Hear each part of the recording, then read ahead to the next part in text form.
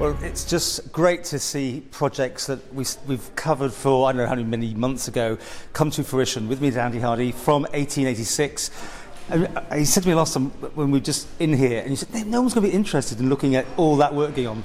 It was the most viewed video of the month by a mile. Isn't it interesting how people love seeing works in progress? Well, I think it's quite an iconic building, isn't it? So I think as well it's a little bit like, like Charlie and the Chocolate Factory, where you've got these gates and here you've got a big red facade and everyone can see people coming and going and no one's got any idea what's going on. So looking forward to the big reveal, We're here. I must point out, we're doing some shots around, and literally you've got, it's like ground force on TV, the show. You've got people everywhere because it's in the last day to get ready and all that sort of thing. But you're going to hit opening.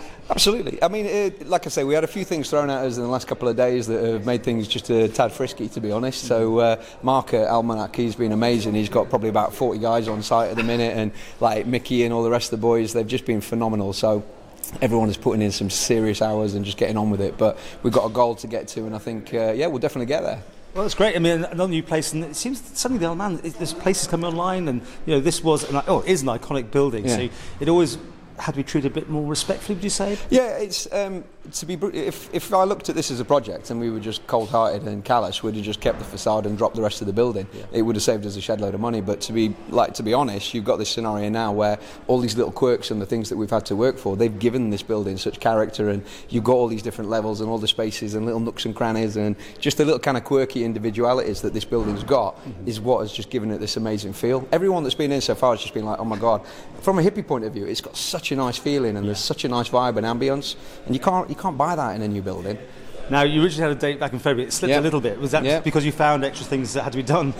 I think all the way through this, to be honest, originally we were like, I'll be ready for this, and it'll be ready for that, and it'll be ready for this. You were so positive as well. Like that. Yeah, no, I still am. I'm massively positive. I'm just very aware that what's happened now is you've got this scenario where the building has actually just become like the best it can be. So there has been things, and it's been an organic process where, okay, well, stairs need to be here and that needs to change, and what about this and what about that? So it's just become the kind of its perfect embodiment, but it's taken time, and these things do, I'm afraid. Without being too much of a commercial, how do you place this thing in the? I know you described it as you eat here, you've got drinks here, you can hire places. I mean, is it all sorts of things? It's basically it's the hub. That's what I think. I think that. The Isle of Man's got some great places, there's lots of things going on, but I think we're all sort of combating this thing where people are sort of staying at home. So there's that whole kind of sitting in front of the 16-inch TV, having a meal for two from Marks and a bottle of wine. That's been around for sort of 3 or 4 years now.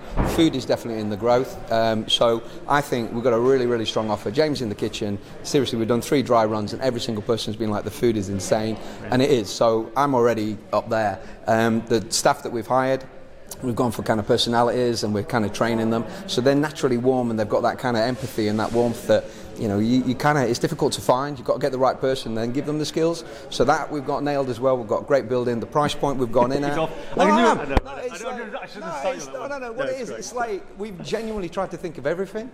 So it's all the kind of stuff that people like. I mean, you've got this over 25 bar, which of course my ears pricked up. I mean, will that be one of those things? If people don't use it, you'll change it, or it goes. Honestly, that is coming back to the old Charlie Chocolate Factory. It's almost like the golden ticket. People are like, oh my God, thank Christ somebody's done that. Excuse my French, but the fact that we've actually got a space where people of a certain age can just, but the thing is, you need the younger market because they bring the vibrancy and they've got the, to be blunt, disposable income, and they want to go out more regularly. But space for 100, 125 people who want to go for a nice meal in the restaurant and then roll upstairs and have cocktails brought to the table and really nice liqueurs and great wine list. It's like, it's just with entertainment as well, because again, there are places that exist and stuff, but the fact that we're going to have like DJs and all the rest of it, that's it's a big plus on our part. Well, once again, congratulations. I just love following these sort of stories, and obviously the Manx public also.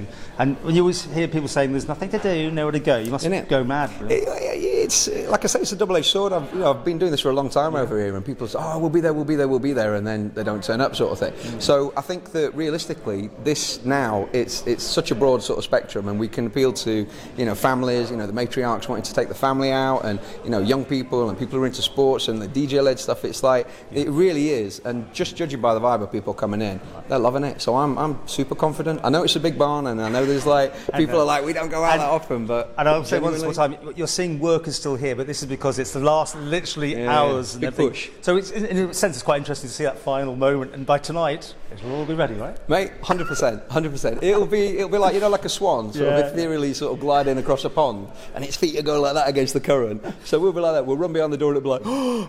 You even had people come knocking your door, asking for bookings. We just had one just now, like a big corporate customer. Yeah, well, literally, we've just gone live on everything is coming to my phone. So I'm phoning up, I'm going, hi, how you doing? And it's like, oh no, sorry, Andy, 1886, how can I do you? Not do you, but how can I help you? It's like Freudian slip, apologies. So it's just one of those things. It's mad. It's absolutely mad. But the response, if we're good at what we do, if the service is good, if the food is great, it'll be a massive success. So it's on us now. We've got to deliver this.